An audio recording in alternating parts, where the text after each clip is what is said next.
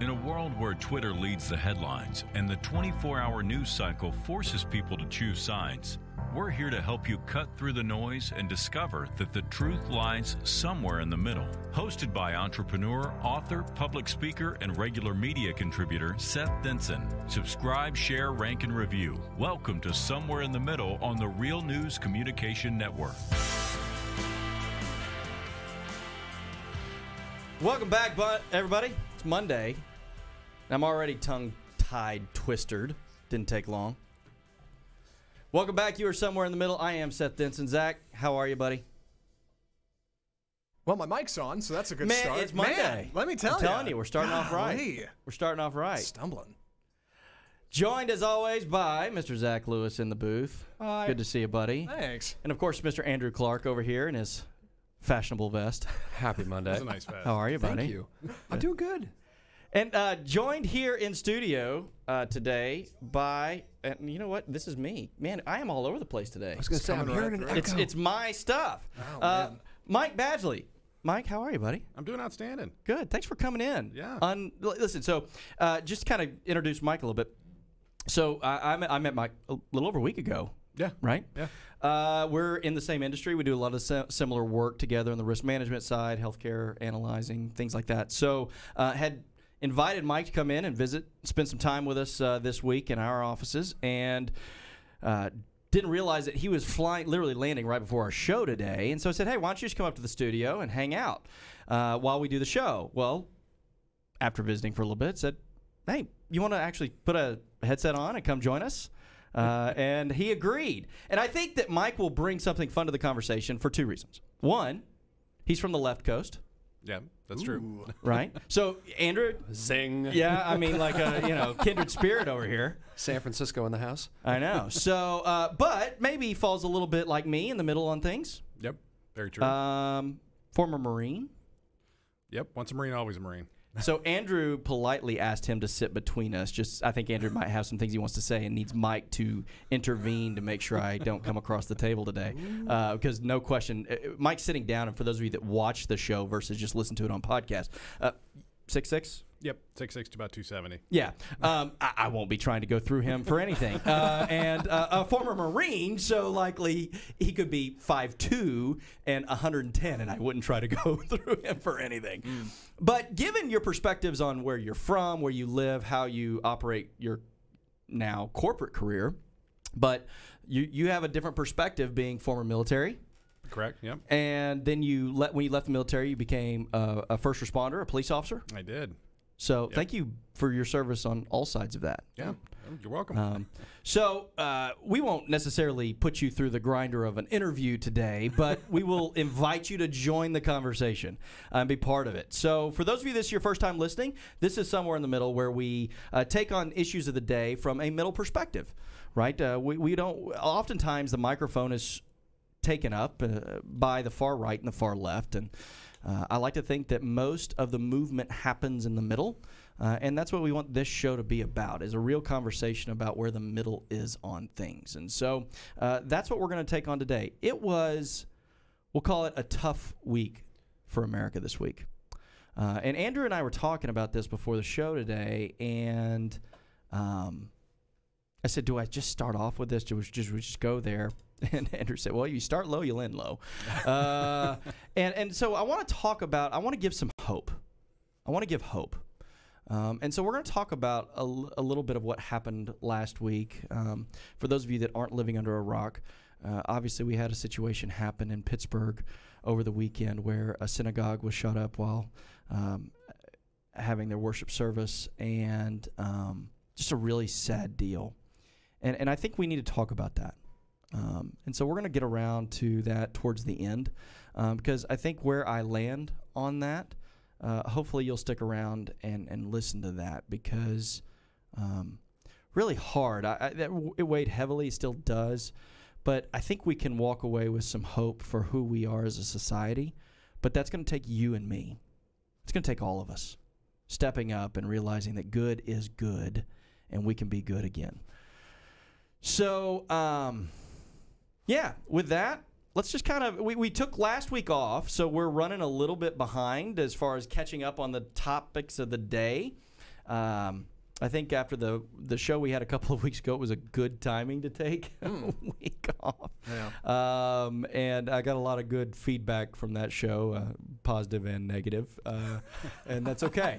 I can't imagine why. It's all part of the conversation. If you want to know what we're talking about, go back and download podcast 16. Was it 16? Episode 16. Episode It was a good 16. one. I liked it. I yeah. thought it was good. Yeah. Listen, inevitably, I'm going to stumble on some stuff and offend somebody, but hey, that's life. We're all offendable. Speaking of offendable, you guys got your Halloween costume set up? You know, I did, but I think I have to throw it out. So Oh, no. I'm telling you, you got to be careful about Halloween costumes now, right? I mean, don't get me wrong. There's some deplorables out there, since, we like using the word deplorable around here. I'm sorry. Whoever invented a sexy Anne Frank costume, there is a very nice, warm corner of hell for you. those words just don't go together. That's just awful. I mean, come on. Right. Please don't Google that phrase. Don't worry about it. Just take our word on it. We're not even going there. But so it's interesting. So Jen and I, great weekend. So my wife and I had the rare occasion of a weekend with just us. So Jenna's folks reached out to us towards the end of last week and said, hey, we missed the girls. Why don't you let them come stay with Grandpa and Gigi for a couple of days? And me and my wife went, really? Okay. Promise. Twist my arm. Love my kids. But, listen, it's one of those things that sometimes it's nice to have some time with your spouse. And so we did what most people, that are hipsters like us do, in that we went and saw an early movie at 7 p.m. on Friday, and we're nicely in bed by, I think, 9:30. And then Saturday, because we're really cool and it was like the weekend of all of the Halloween parties, we forewent that and went to a Brazilian steakhouse, gorged on meat, and we're in bed watching Dateline by 8:30 on Saturday night. Slow down. This Good is stuff. Yeah. awesome, man. It was greatness. So got up, went to church on Sunday, had brunch after church. You weren't running around to get kids ready for things. It was really, All really this free nice. time. Yeah. So I'm driving after church. We're going to Jenna's parents to pick up the girls, and I'm going relatively slow. I'm enjoying my nice little leisurely Sunday driver pace. And Jenna goes, Grandpa, are we going to get there someday? What's your problem? I'm like, I'm just savoring the last few minutes before noise. Taking it all in. We have this Or it all last few falls moments. apart. But, it's interesting, though. I mean, so this was literally the first time we've had 2 nights in a row without the kids in our house. We missed them. It was, this isn't right. We knew we were picking them up on Sunday, but it was hard. So anyway, that was my weekend. I did learn, though, anybody that's been to a Brazilian steakhouse, for those of you that don't know, they're called churrascarias, I think is what they're called. There's a great one here in Dallas called Fogo de Chao. I think they've got them somewhere other parts of the country too. But this is literally where people are walking around with fresh meat, and you can just keep eating. And the place here in Dallas, Fogo de Chao, it's in a nice area. It's you kind of get snazzed up a little bit, as snazzy as people get in today's world. But we're sitting there, so Jen and I are waiting to be sat, and in walks a guy with a pair of sweatpants on.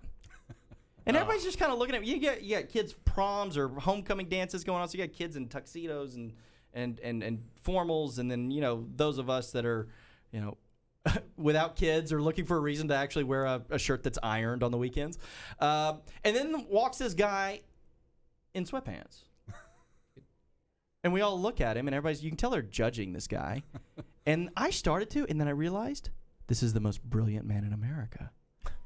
He is at an all-you-can-eat steakhouse, and he is wearing super stretch waistband pants. He was prepared. He was prepared. So, unlike him, we are prepared as well for today's show. And so what I thought we would do is kind of shift around and talk a couple of things. We are nearing midterms. We'll talk about that. Shout out to the Boston Red Sox. Anybody that watched the game last night, stayed up late. Those of you that know, I'm a huge baseball fan. If you're watching, I'm wearing my baseball cufflinks today. Oh, yeah. For today's show. And I did spend some time in Boston early on in my life, and so I always listen. When I lived in Boston, or I should say lived there, but spent some time there, you have to become a Boston Red Sox fan, or you need somebody like Mike walking you around to protect you, because those people take their sports seriously. So it was fun to watch the game last night. Andrew, did you take in any of the baseball game? Not a big at baseball all. guy? I no time this weekend. Okay, all right. Good game. Listen, it was a great series. Even though the Red Sox won it 4-1, by no means was it that close or that separated. Every game was close. Every game was a barn burner, and it was a lot of fun to watch. So, congratulations going out to the Boston Red Sox today. Let's talk about midterms. Ooh. Where are we at? Hard pivot. I know, right? Boston Red Sox to midterms. Where are we thinking? Listen, we don't project races anymore. I think we all learned our lesson in 2016 on that. Yeah. I'm gonna double down on my bet from a few months back, which is Democrats take the House, don't take the Senate. Okay. That seems to be where everybody's leaning, I think, right? Yeah, listen, I was there, and of course we've been looking at Real Clear Politics. I think Zach, you've pulled them up for us right here. Actually got some live production here. It has been interesting to watch these races shift over time. But Zach, pull that map back up for a second. Let's take a look at this. And interestingly enough, so Texas, where we are here, has moved back into the likely, I guess, Republican or leans Republican. GOP. Leans GOP. Yeah. So even though Ted Cruz doesn't even own his website, right? Yep. So this was a fun thing. I mean, so again, regardless of where you come down on the politics side of this, I got to call the Ted Cruz campaign and say, you guys were a little asleep at the wheel on this one. So if you were to go to www.tedcruz.com, Zach, any way we could do that on live production real quick? You're going to see this on your screen, but I swear it looks pretty natural for everybody else at home. Yeah. tedcruz.com. Somebody should have gotten fired on this one. There was a real nervous staff volunteer somewhere. You know, so I did wonder, and of course we didn't have the time to go research this. Was this years ago somebody bought Ted Cruz's site? No, Andrew. No, this expired just a few weeks back. This expired mid-campaign. Oh my gosh. So for those of you who are just listening on podcast and you didn't download the virtual version of this episode, if you go to tedcruz.com, it says vote and support Beto O'Rourke. I almost have to appreciate like the simplicity. They didn't do some big mock-up website. Nope, it's a black box with white text. It says it all. Yeah. Vote And they even did the support. free site because it says powered by Website Builder, which means that they didn't want to pay to have this site built. Like the text, it's not even centered. Like they didn't care. It's just like, hey, guess what? If you go to tedcruz.com, we're telling you to vote for Beto. So, savage. How was that not on a checklist somewhere? yeah. From a business, you're a business owner. I imagine your website is booked out. Hopefully, another 10 years. That's on recurring pay somewhere. I know that we do get the little bit panicked moment anytime we see those canceled or we get the notification from whomever is hosting the site of, hey, your credit card expired or something. It's like, oh my gosh, hurry up. Not that we have a lot of people out there waiting to buy our site up to come get us. If I was running for Senate, we probably would. And maybe that would be a necessary thing to maybe pay attention to. So I do kind of wonder how we're managing the budget when we can't manage our websites. But nonetheless, Texas is looking like it's going to go for Cruz. Right. He was pulling up 9%. I saw. Yeah. Which is Just outside the margin of error. yeah, I was going to say which is staunch. I think it's worth noting. In 2014, who was it? Governor Greg Abbott, I think, won Texas by 30 points. Now they've got him within 9. So that's something, right? That's a battle. Yeah, I think so. But if you're looking at the map, and again, if you're watching, we've got the map pulled up right now. If you're looking at this, look up to the far left. The ones that they're saying are pretty well in Democrats' hand. That's 44 seats. And then Republicans got 50 seats. Toss-ups are 6. So even if all 6 of those, which is highly unlikely, end up going by way of the Democrats, the GOP still maintains power. Right. Because pencil cast the tiebreaking That's right. vote. So, and they maintain the chairmanships and all of that. On the House, though, that's a little different story. The House of Representatives is looking a little bit more like it's likely going to go Democratic. Although I think that we all should take caution in polling, right? If we learn nothing from 2016, it's that sometimes the polls aren't right, and that we Americans are a fickle bunch. And we maybe tell pollsters one thing but do another, perhaps. Every day. Yeah. Great state of Washington's actually up for re-election, Mike. What do you think? That one's pretty a solid blue state there. No, it's solid blue 2 counties that sway the entire state. Okay. The rest of the state is staunchly conservative. No kidding. Yeah, you've got King and Snohomish County, and sometimes Pierce County will switch over blue to red. But yeah, those 2 counties have all the population. The rest of the state, it is agriculture and straight conservative. But just not enough belly buttons. Yeah, just not enough people. Yeah. I'm going to take that into the electoral college conversation someday. We're going to get back to that. Oh, man. Zach. Love to. Hey, we will go toe-to-toe on Electoral College, and you'll beat me, and it'll be horrible. 2 but it'll be counties fine. decide a whole state. You see that? Well, hey, we've got arguably we've got the opposite problem in Texas. All right, all big cities here, San Antonio, Austin, Houston, Dallas, they all vote blue, but all the rural areas are red, so that keeps us conservative. So a little column A, little column B. Don't right? bring logic to this conversation. How dare you, sir? Anyways. So, any hot sports opinions on anybody thinking that this doesn't go House of Representatives to the Democrats, Senate remains in the fateful hands of the GOP? What is the order in which they get announced? When is Texas? I'm bad at this game. I know Iowa usually starts in the presidential election. When do we see Texas's results? When will we know Texas Cruz, like Beto or Cruz? Well, they can't do anything till the polls close, right? Yeah. Because then that would sway one way or the other. But I think that, listen, early reporting will be out 9, 10 o'clock. I think we know. Unless it's too close to call, and it could be. Listen, this is all about turnout. You hear it time and again. This is all about turnout. Yeah. Right? And right now, it's showing that more and more people have turned out to vote early for those states that offer early voting. Then it's equal to the 2016 election.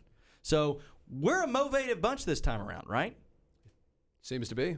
Stakes are pretty high. Which arguably, this is a silver lining kind of thing for me. I think overall is a good thing, right? The American body politic is perking up and going, hey, we should pay attention to how we're governed. Overall, that seems to be a net gain, I think, that more people are voting, right? Like that's... No? Well, sorry, not to cut you off, Seth. No, go ahead. So, like, we were talking in the office about on the 6th, like a lunch break, like someone bring who's ever got the largest car, and we'll all just go to the poll together. Let's just do it. Let's take a lunch break and let's go vote. But you start talking, and it's like, oh, well, who have you researched? Oh, nobody yet. It's like... Then don't go vote, like, please. and that's kind of where I'm like, oh, actually, you know what? I'm just going to drive my tiny car with just me in it today. I'm sorry. Yeah. Not to knock my coworkers in the office. You know, everyone's got lives, but if that whole phrase of just vote, don't just vote. Please read about the person. Yeah. You know? Do some research. I mean, I don't know who that person is. I don't know what he does or what he stands for. It's just an R or a D. Don't vote that way, please. Yeah, absolutely. 100% agree with that. Yeah, here's the thing, though. As I'm looking at what keeping in mind what you just said, if we look at this map, again, Zach, pull it up one more time for me here. If I'm looking at this map, you know what the most telling part of this map is? Which state? Tennessee. Tennessee. What's going on in Tennessee? Hold on, let me look at this. Apparently, T-Swift Nation Oh no. is not moving the needle. Oh, man. Where are you, T-Swifters? Be still my heart. I know. So if you want to, go back and listen to Somewhere in the Middle, episode 15, and you'll hear our hot sports takes on that one. But can we now go to Hollywood and all the celebrities and say, please do us a favor and shut up in the near future? Like, just don't. Well, and it will be curious because they got, again, I remember the number being they had as many people register in one night as had registered in the 5 months prior. Mm-hmm. So it'll be curious when they do the whole tally at the end if that number matches at all. Yeah. I'll be curious. Again, I mean, listen, the election's not over. It's in leaning status. But and Tennessee is a very conservative state for the most part. I think is it Marsha Blackburn there? Is that go ahead, Zach? Click on that one for me. Marsha Blackburn. Yeah. All right. I think that is her name. Yes. Senator from Tennessee. Oh, God. Here's where. Okay, there it is. I was like, here's where the whole Marsha world finds Blackburn, out. I don't know where Phil Tennessee is on a map. Look, I went to radio school. All right, I didn't go to political geographic school. Yeah, I think it's Marsha Blackburn. Yeah. Yeah. So that one's an interesting one. And then, but it looks like what she's showing right now. Okay. I mean, she's got a good 5-point lead, 6.5 Yeah. overall. And then one more back. Let's look at Florida, because Florida to me is the one that always just kind of. Florida's never dictated Vegas a major. won't touch Florida anymore, will they? Yeah. Like they're not even. They're not Florida. going there. 2000. What happened in 2000? Yeah. So Florida. if we look at Florida, you got Bill Nelson, and he is running against current Governor Rick Scott. Still showing Nelson up 2.6% if you average all of the polls together. Scott's ahead in 2 of the polls, and then tied in 1, and then Nelson's got the rest of them. But man, Florida is all about turnout, right? Because that wasn't even close when it came to Trump. By the time the Panhandle got out there and voted, that thing wasn't even close. I remember watching the 2016 returns, and obviously Florida being in the, East Coast time zone, at least the vast majority of Florida. I think one little sliver of it is in Central time zone. But I remember them coming out. I think I was watching CNN on the returns in 2016, and I remember CNN coming out and saying, "Well, Florida's looking like it's going to go. It's too close to call, but it's looking like it's going to go for Hillary." And I'm sitting there looking at the returns, and I'm going, "Wait a minute. This is neck and neck, and the only counties that have come in are like Broward County and, these typically fairly blue counties. The Panhandle hadn't even come in yet, and that's a bunch of It was Trump, Make America Great Again. bunch Like of- that, yeah, that's okay. where I think the majority of the hats were sold. Right? It was in the Panhandle of Florida. So 49.1 to 47.8. That's how that ended up landing. 49% Trump, 40. that was the final. That was the okay, final, so it was yeah. closer than I thought it was. It was within 115,000 votes. okay. mean, so that- closer than I thought. Which But in a 10 million population state, that is close. Close, yeah. yeah. Yeah. So interesting. All right. Anybody not think that the Democrats take the House?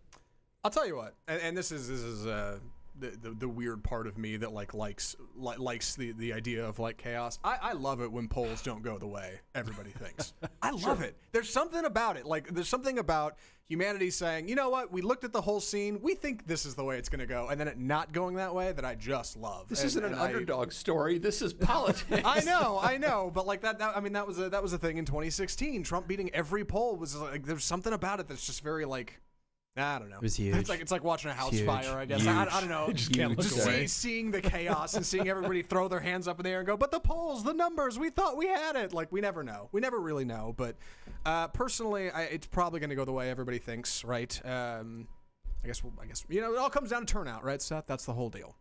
Listen, I think that's absolutely right, and it's a great point, Zach. That's a brilliant statement right there. It's all about turnout. I think that maybe if you haven't trademarked that one, you should, because it is.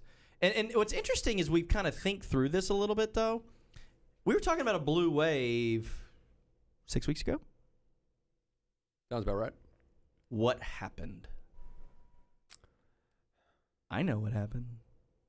The Kavanaugh hearings happened. Oh, yeah. And you had a group of somewhat not motivated voters on the right who said, you know what? Well, I may not love the direction what the GOP has done as of late. I do not like the way that this one was handled, and I think the Democrats did themselves a huge disservice by how they handled the Kavanaugh hearings. Any thoughts on that? No, I'm on 100% agreement with that as well. How did that play out up north where you are? I'm curious. It was interesting. You had two sides. It's interesting the community. I'm up there because I'm kind of tied into both sides of it. And you had one side that was all saying, well, if anybody's ever accusing this in any kind of job, they're not getting the job, period. And then there's the other side of it going, well, he's going for a Superior Court judge, that there really needs to be due process, and there is no due process. It's the court of public opinion. So there was a lot of talk back and forth that actually made quite a waves up there. I don't know if anybody really made any action, just a lot of people getting in verbal fights over it. Mm-hmm. But it was a very interesting discussion. But yeah, I really do believe the Democrats did themselves a disservice, because everybody's looking at it going, well, this guy just got crucified in the court of public opinion. Right. There was, where's the evidence? And, I had to throw water on that as well. So I did a lot of work in law enforcement investigating sexual crimes. And they are always going back saying, well, she couldn't remember the exact date. Truth is, I had 2 cases where we had the exact date of a sexual crime pinned down, and we tied it down to an either text or an email. Other than that, you're having to ask questions. Is it dark out? Is it light out? Your brain kind of blocks that. So that, for me, a lot of people said, well, you should remember that kind of stuff. No, you don't. Well, and this is before text and all the other stuff that you used as a law enforcement officer, right? So So I mean, this is many years ago. And it's just a hard thing to do because, I mean, I believe something happened to her, whether it's Kavanaugh or not. That's the hard thing to, pin down. But at the same time, there's no evidence. How can we convict somebody without evidence? Even as law enforcement, when I didn't have evidence of somebody, they went free. Yeah. And that's the challenge, right? I mean, we live in a society where, given the 24-hour news cycle and the ability to take information and spread it without any verification or validation, again, I'm not taking a side on either coin here. I'm just saying, I looked at this as a dad. I looked at this as a business owner. I looked at this as a guy. I looked at this as a human being and said, if the same were said about me, it would be literally my word against theirs. And where does the burden of proof fall now? And, I know we did a whole episode on this, and I don't want to necessarily redo that episode. But I think that when it comes back into politics here, the vast majority of American people are not far right or far left. They're in the middle. And middle American people who think in the middle, regardless of where you might lean, are, I think, very common sense oriented folks who say, let's get away, let's strip out all the noise, all of the voices that we're never going to be open-minded to look at this anyway. And we've got to lay a certain foundation of this is the process that we need to go through. And that common sense was not applied in any aspect of that thing. Oh, no. And I think that's what the Democrats are. It's hurting them now because now I think that the Republican Party, or maybe even the independent or middlers, right, those in the middle that aren't far right, who are saying, I don't really have a reason to get out and vote on this one this time because I'm frustrated with Congress, I'm frustrated with the Senate, and I'm just not motivated. Now they're motivated, but they're motivated in a way of, I can't let that stand that way that was handled. Something that stood out to me about that, because I heard that from other people, conservatives, who said, man, after Kavanaugh, I can't wait to go vote. And that was weird to me because I felt like people have been talking about a blue wave since 2016, right? People have been talking, I mean, there's so much that the left has found that has made them bitter. It felt odd to hear conservatives stand on one thing and say, this is the thing I got to go vote for. After 2 years of all this, and maybe I've just been hearing one side of the argument for so long. Did the rest of you find that being a thing? They were like, people would say Kavanaugh specifically is getting me to go vote. That's the thing that really got me out of the polls? Or is that just the most recent thing? Is that what we all seem to have focused on in the rear view right now? Yeah, I think that there were 2 things from that, and I'd love to get y'all's thoughts on this too. But I think that, one, if we just look at history, midterms historically do not go well for the party that has the White House, right? Yeah. Especially in a polarized situation like we're in now with President Trump and the rhetoric that surrounds him. I think Republicans or people that maybe even lean conservative needed something to motivate them. They needed something to say, I'm going to come out on this. The Benghazi of the midterms. That's right. And this was that thing. Nice. This was that. Thank you. Yeah, it's good. Yeah. Good analysis. there. The emails of the midterms. Yeah. Yeah, they needed something to say, I'm going to take a stand, because there was nothing to take a stand for, right? You know, the GOP. I actually did a kind of an op-ed that some of the talking points were used by Fox and a couple others that I wrote on this, and it was, you know, specifically around healthcare. You know, the GOP rallied every election since the passage of the Affordable Care Act of, this is bad, you gotta elect us so we can fix this. And they got it. They got it. And what did they do? Nothing. They couldn't get it done. And so the challenge that the GOP has, they didn't have the Affordable Care Act. This was top of mind in every election since 2010 when that was signed into law. The GOP ran on this. This was their flag in the ground. They can't touch that right now. Yep. They can't go there. And the Democrats are seizing on that right now. So the only Republicans that are going out and voting with health care at the top of their mind, or I shouldn't say Republicans, the only voters that are going out and voting with health care at the top of their mind are those that are getting benefits from the Affordable Care Act. And we all know where they're going to go. So the GOP didn't have that to lean on. It became about Kavanaugh. It became about due process. It became about, do we just crucify someone on the word of another versus any evidential proof? Which is an interesting dynamic, because now that you mentioned that, you're right. I've been hearing a lot of Democrats saying the party should be rallying around Medicare for all. Yep. Healthcare. Yeah. Interesting point. I hadn't considered that. You're right. You know, and that's the thing. And so I think that the Republicans can leverage that a little bit from a Medicare for all perspective. And the Democrats aren't doing themselves any favors by going so far to the Medicare for all perspective of things. But what they could do is say, hey, listen, there's a lot of people out there right now that if not for the Affordable Care Act would not be insured, would not have coverage, would not have protections. They could be bringing those people forward.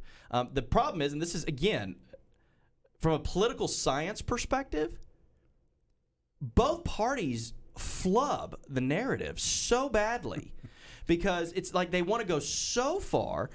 The Democrats could own health care this election. So what do? They don't double down on what they've done and say, look at what we did. They say, Medicare for all. Well, wait a minute. Now you've just perked everybody who said, I didn't want a single-payer system to begin with.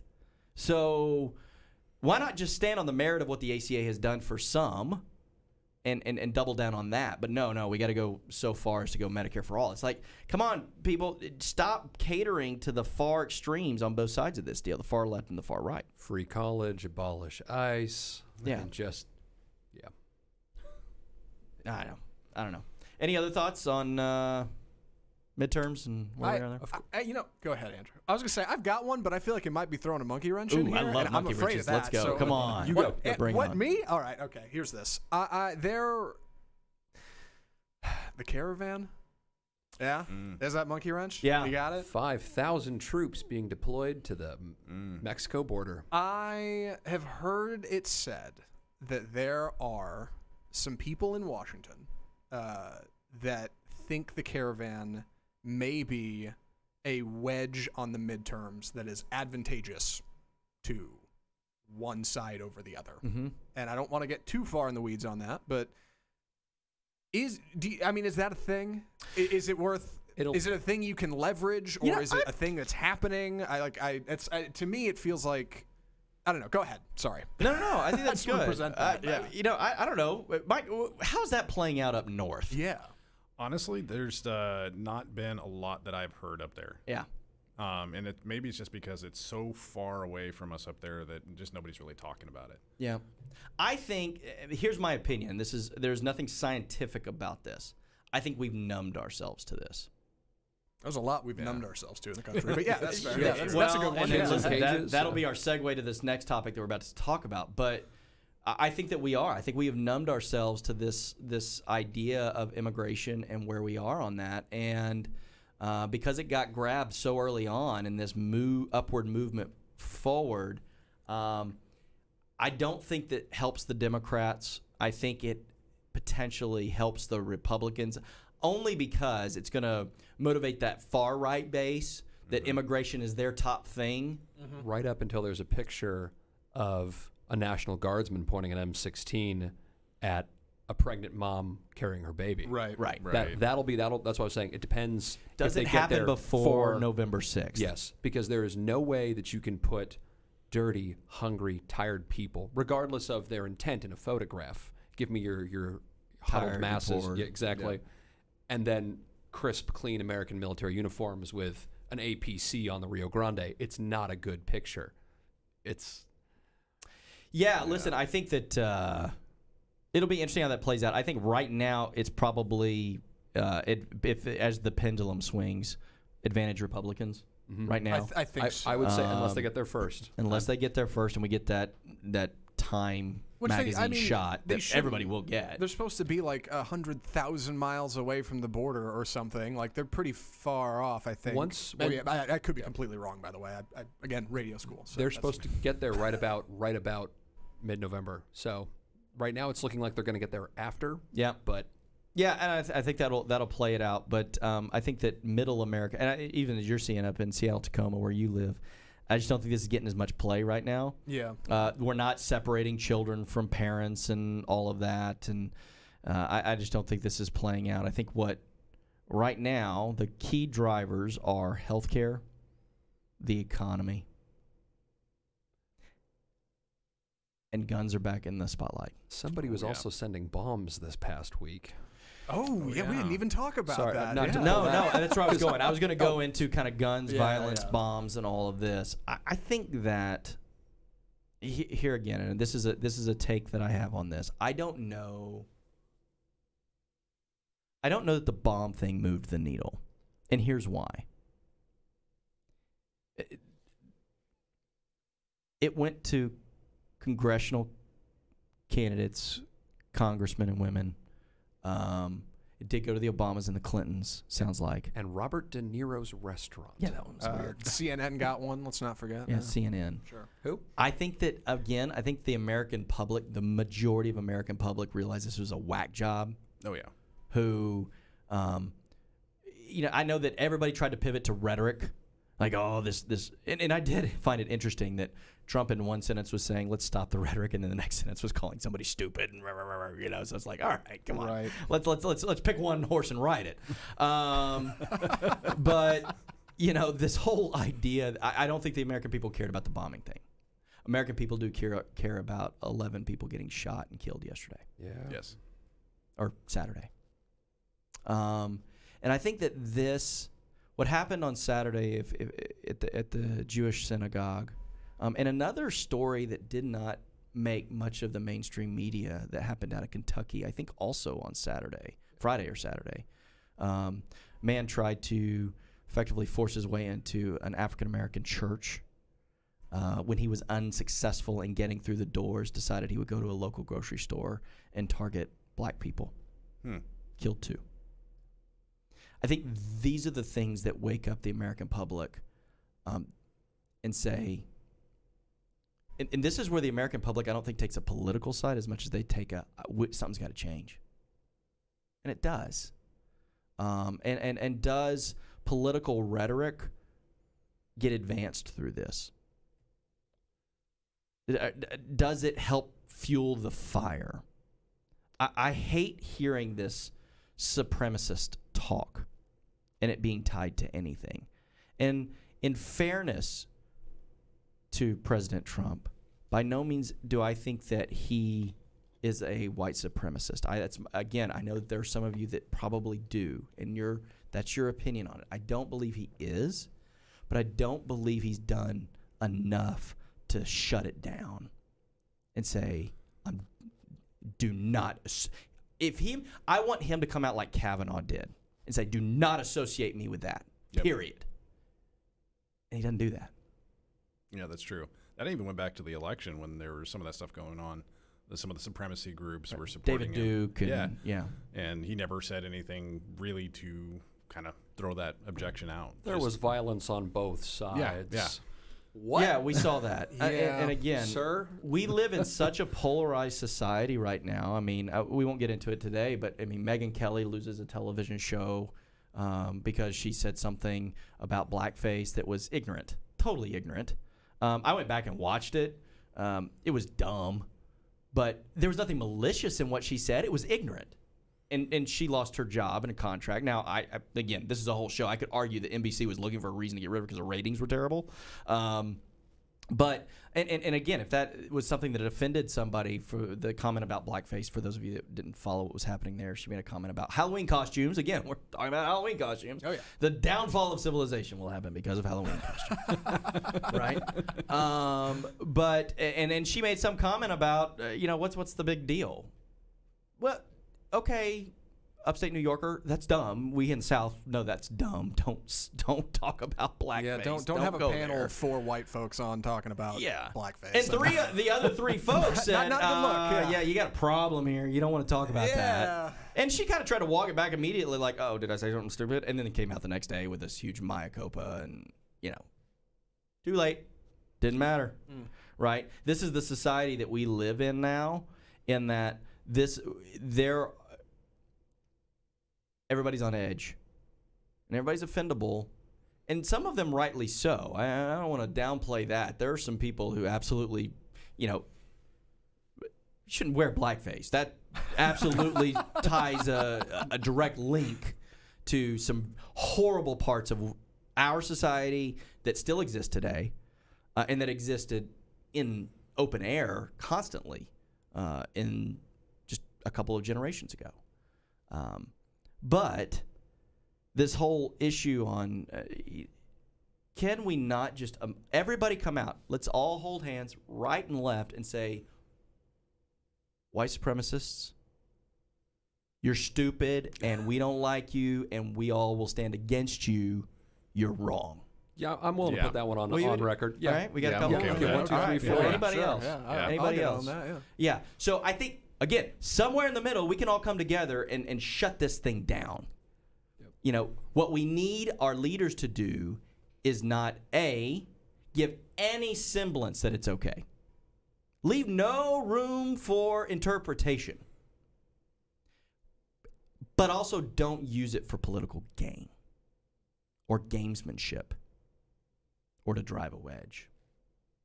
So I think that as we enter into the midterms, these are the things that can and might move the needle. Because I think what happened over the weekend awakens people to say the rhetoric has to change. And when people go, the rhetoric needs to change, they typically look at those in power and say they need to change. So I think that if there is a movement that will happen over the coming days, I think that could drive it. Any additional thoughts on that, guy?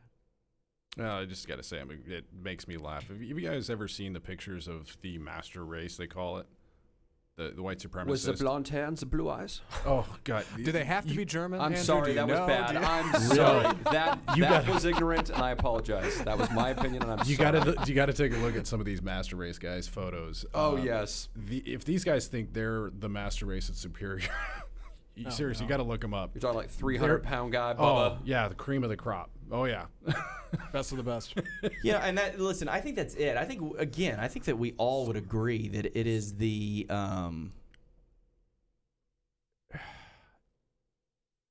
most ignorant amongst us that stand up. No person with common sense looks at this and says, "Boy, there's something masterful about that." Tiki torches outside. Yeah. Yeah. Ooh, impressive. What? Yeah. I mean, can we not? This is where freedom is in conflict with what is right. And I don't mean far right. I mean correct. Good correction. Right? Because again, these are the challenges in a free society. Is you have these facets, which to me are despicable, and they should be resisted with everything. Should shut them down in any way possible. But how do you do that constitutionally? You can't put tape over their mouths, but we can all tell you to shut up. Yeah. No. Well, that's. Oh gosh. It does. It's again, hard. we'll get groups of 4 of us like this that'll all say you're an idiot. We can do it. Yeah. Well, We just did. this was a problem we talked about way back when we talked about Alex Jones, right? Getting Yeah. kicked off Facebook. We were just talking and about him Twitter. earlier. The Yeah. issue we're running into is the, and I know we don't have enough time to talk about this on the show, but the deplatforming. Because that's it. It's not that you can't say it. It's that there will be no platform for you to say it. That's on. right. And I'm fine with that. Yeah. I'm fine with that. I mean, yeah. Yes. I don't know. But you can't stop him from going on a corner and shouting. You can't. He has the right to do that. But we get to walk by and be like, moron. right. Yeah. Yeah, and we all should, right? Yeah. We should. Yes. Because he is a moron.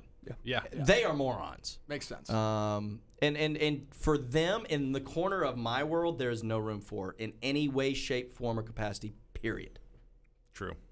You know, and I think that this is kind of goes into the last point that I want to make on this. As we enter, it'll be interesting to see how the midterms kind of shake out. And listen, we still have a week and a half. Ooh. The world could turn over in a week and a half in today's cycle. It could. Oh no. But I think here's what I hate is when what happened this past weekend begins to define who we are. Because that one person who did that awful thing, there is a special place in hell reserved for him. And it is unconscionable. He does not define me or my country or what we stand for. Period. But every country has evil within it. Oh, yeah. And it's the same message I try to teach my children. Evil has been present in the world since the beginning of time. And while it will never be completely eradicated during our lives, we must stand up against it. There is no room for arguing with it. There is no room for justifying it. And there is no room for coddling it. You call it out. I hope that our leaders do that. They don't pivot to the media. They don't pivot to people using this for gain. They call it what it is. Evil. And that's my take. Good show, guys. Good being back after a couple of weeks. Little off the rails a couple times. That's okay. Dusting off the That's cobwebs. normal Monday It's thing. fine. It's fine. You know, we will be back with you next week, although we won't do it on Monday because, from a personal perspective, it's NASCAR weekend in Texas. And for those of you that are regular listeners to the show, you know that I will not miss an opportunity for NASCAR in Texas, which means that I won't wrap up there till Monday. So we'll get with the great folks here at Real News Communication and set up another time to come in and do our show next week. Tune in live. Look for us on Wednesday, as Where I Land on This will be posted to our site. You'll be able to catch it there, and we'll talk about that here in a second. Mike, thanks for coming in, man. I really appreciate it. Thanks for having me your on. service to our country. I appreciate that. No, it was my pleasure. It's a great experience, and you've developed some of the greatest bonds with some of the best people out there. Yeah, that's awesome. Yep. Andrew, thanks, buddy. Happy Monday. Yeah, Zach, thank you, man. Thank you. To all the folks here at Real News Communications that made this one happen, thank you to my beautiful daughters, Emerson and Arabella, and my beautiful wife, Jenna. Thank you. Daddy loves you. Thanks for letting me be who I am and be part of this. And as we think about the events of this last weekend, really the last 5 minutes of what we've been talking about here, while I may be considering a number of things, I do know where I land on this. America is good. No. America is great. It has been and it continues to be. I feel like I need to remind everyone of that right now. Since the beginning of our history, the majority of Americans have stood up against tyranny, oppression, and persecution. But all too often we're reminded that while we are on the whole a good and kind people, evil is still among us. Sure, we have our skeletons in the closet to be true, and to simply state it was a different time is no excuse. But America has and continues to grow from the sins of our forefathers. We continue to evolve as a society. And I see men and women every day raising their children to be better than they themselves are. We aren't perfect, but we're trying. Evil has been part of every civilization since the beginning of time. But now we see it amplified and played out on the 24-hour news cycle. One act of terror is given more of a voice and duration than it ever would have been in the past because of Twitter, Facebook, and cable news. We must not allow that evil to define us, nor should we allow those that want to capitalize from it with more fodder or worse, entertainment or advancement. Those are the voices that stand to divide us. Good does not come from your political party. One party is not better than the other, and if that sentence makes you knee-jerk think, well, that's not true, my party's better than their party, then you need to hit the brakes and do some serious introspection. If your gut reaction is someone is lesser than you because of a political affiliation, religion, gender, or race, then you are a big part of the problem. Good can be found on both sides of the political aisle, within men and women, most religions and all races. It's not affiliations or adjectives who stand against evil. It's Americans. It's Americans who stormed the beaches of Normandy. It's Americans who line up to donate blood after a shooting. And it's Americans who drive into disaster areas and, frankly, stick our noses sometimes where they probably shouldn't be. But by God, that is what we do. We want to help. And we have stood together against evil. And it's time we do it again.